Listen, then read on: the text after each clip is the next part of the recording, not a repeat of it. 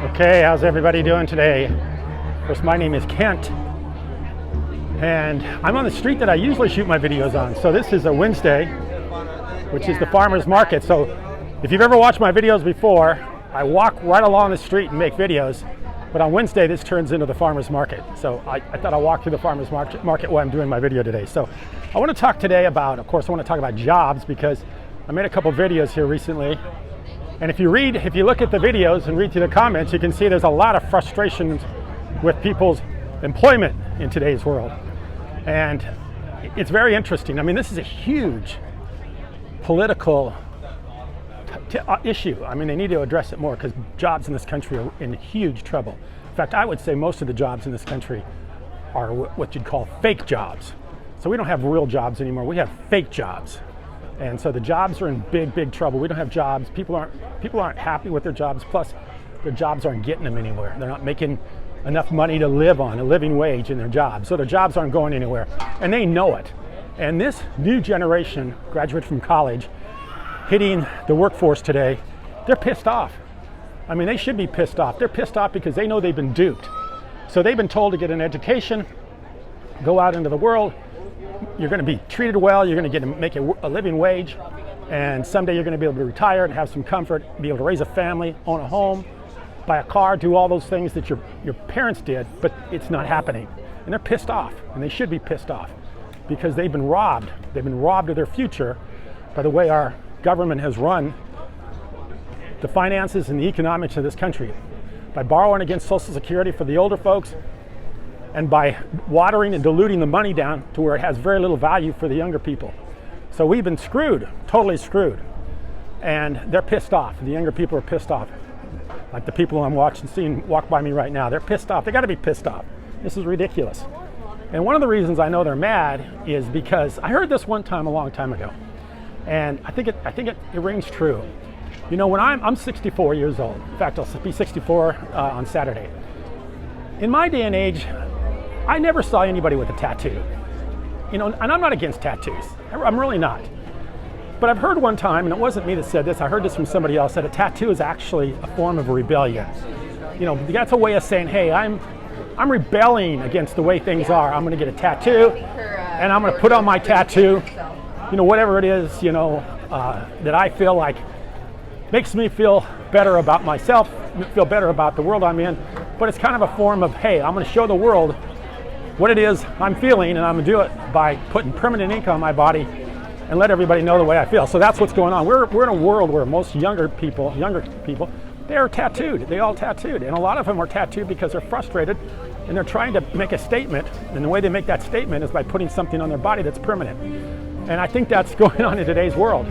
You're seeing a lot of people that are very frustrated with today's world, and they're rebelling, and they're rebelling by doing things like getting tattoos. And you can agree or disagree with that. That's just some observation I made.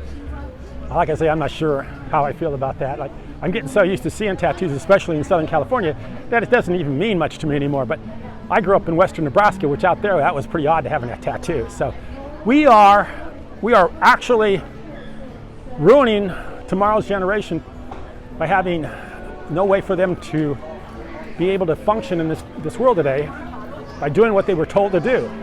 Go get a job and then go out into the world and make a living.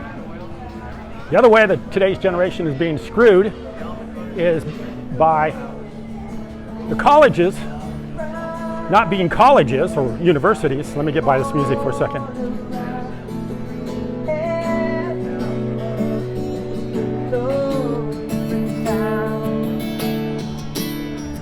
So by universities today, not really educating kids for today's world, but the universities today have become public platforms for whatever political thing they want to push in the world. So in other words, you're not learning mathematics and the things you need to learn. You're learning whatever the current social environment wants you to learn.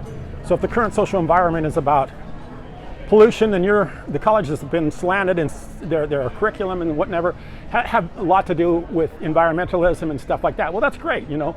We need to protect our world. We need to take care of our world. Our world's a very important place. We all live here. I hate seeing trash. I go down into Mexico. I see a lot of trash. I hate that. And I want people to take care of the world. But I also want the universities to teach the kids subjects that they can use to make a living and not just have it be politicized, because that's the current thing. You can see that going on right now with what's going on in the Middle East. So the universities are using, kids at the university are using the platform of the university because they're upset with the way the war is going in Gaza. And in my mind, that's fine. That's free speech. They can do that. But I don't think the colleges should build it into the curriculum. If the kids want to protest out in the university's common area or whatever, that's fine, but don't build it into the curriculum. And I think a lot of colleges are doing it. They're building this stuff into the curriculum, and it's robbing kids of a real education that they can use to go out and make a living with. So we're in a world of hurt. And I think the last couple of videos have actually confirmed that for me, that we're in a huge world of hurt. So kids today are pissed off, and they have every right to be pissed off. I'm reading through my notes here to see if there's anything else I want to talk away. And this is going in one of two directions. And I can tell you right now what directions, the way this is going. The first direction it's going is that the system crashes. And that's what should have happened in 2008. We had a financial crisis. The banks should have all crashed. Things should have reset. Prices should have come back down. Everything should have been more or less liquidated, and prices should have come down to their true value, what they're really worth in the world, whatever people can afford at the time, and whatever that value, whatever that is at the time. That should have happened. It should have reset in 2008. But we came back in, the politicians came back in and said, no, we're going to keep it going. We're going to keep all these inflated values up. We're not going to crash the system because it's going to be too big to fail, and we're just going to keep things going the way it is, and we're not going to reset the system. Which means that the kids, or the people at that time, didn't get what they should have gotten, which is lower prices, and things should have reset. All prices should have reset in 2008, or even before, because we've been doing this since we took ourselves off the gold standard. The prices should have reset, and the people at that time should have reaped the benefit of having things be lower and prices be more in line with what things should have been, instead of coming and throwing billions and trillions of dollars at the system and just bail it out and keep it going. And that's what they did. They just bailed everything out and kept it going, which was hurting the kids at that time, the young people at that time, the people that are trying to purchase things at that time. Should have been able to get a steep discount because everything crashed and reset. So that's the way things have been going. They don't allow things to fail. They just keep it going. They just allow the banks to keep borrowing and allow people to keep borrowing, and the things keep going up in value. And if you are lucky enough to buy something like a home, you reap the benefit of them never allowing things to reset or crash. And in a normal economy, in a real world economy, things reset and crash all the time. That's just the way things work. That's the way the system works. It should reset every now and then, but it's not allowed to, because they won't allow it to, because they have the ability to print money.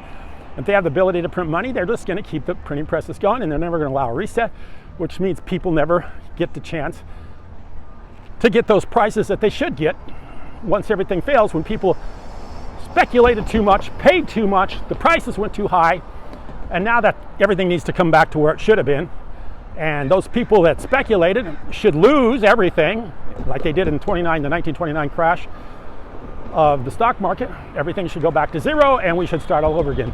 They're not allowing that to happen. They're just allowing things to continue to go on. That's the first scenario, and that's the scenario that's been playing out for a long, long time. Just reset, not reset, just keep things going, keep the prices high, bail people out, let them speculate some more, and then when things crash again, bail them out again, bail them out again, bail them out again. So we're in a situation where we have endless bailouts, prices never correct, which means our young people can never buy anything, because those people that own things just are allowed, some sort of a free pass out of the situation, and we just start all over again. That's the first, that's what should happen. We should have had a reset a long time ago, which give people an opportunity to get back in the game, but they never do that. So that's the scenario that we've been playing out. And those are the two scenarios. First scenario is, hey, everything crashes and everything resets. They get the value prices at a discount, Or the other scenario is we just keep inflating, devalue the dollar, devalue the dollar. Things keep going up. If you're lucky enough to hold an asset like a home or something like that, now you're happy because your home went from, you know, a few $100,000 to $1 million. And boy, you're just happy. And that's what's going on today. You got too many people of the older generation, my generation, which are voting, which are completely satisfied with the way things are going because they've watched their home go for a few $100,000 to a few, you know, maybe $1 million. And now they feel very good. And it's, you know, it's not real money. You know, they didn't really earn that money. It's not like they went out and went to college, got a job, put in years. And that's what I'm finding in so many of the comments. People say, hey, I invested years in this business, and then one day they just let me go. And so they're the ones that are sacrificing for the older people holding things and being able to reap the benefit of that. So yeah, we need to have a reset, and I don't think we're gonna have it. I don't believe that's the direction we're going. I think we're going to the direction they're just gonna continue to inflate. And like I tell people in this channel, that's one of the reasons why I call this Bitcoin,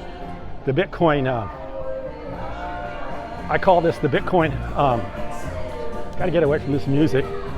I call this channel the Bitcoin, can't even remember the name of my own channel. I call it the Bitcoin grinder, because I think in today's generation, yeah, you can't go out and buy $1 million home, but you can maybe buy a third of a Bitcoin or a tenth of a Bitcoin. And maybe that's going to do as well for you or better for you than if you're able to buy the home. Maybe it doesn't happen quite as quick, but you got more years to do it. So yeah, that's the play for today's generation. You know, you got so much music around here. There's a lot of music. Everybody wants to play music.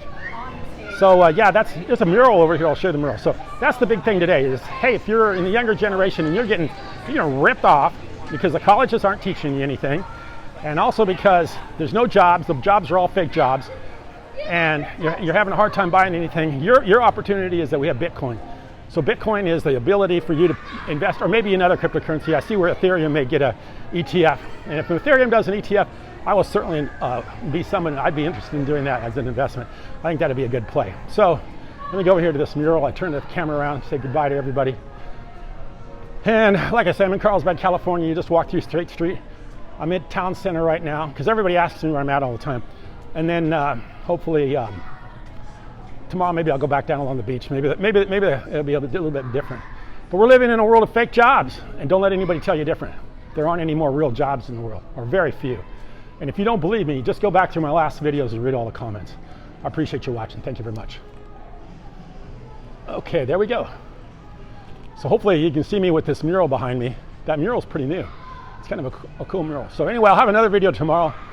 If you have any suggestions, just throw them in the comments, because I'd like to talk about this, because I do think it's a big issue. It's a huge political issue, and it needs to be addressed. Because if America doesn't work, if Americans don't work, America doesn't work. I appreciate you watching. Thank you.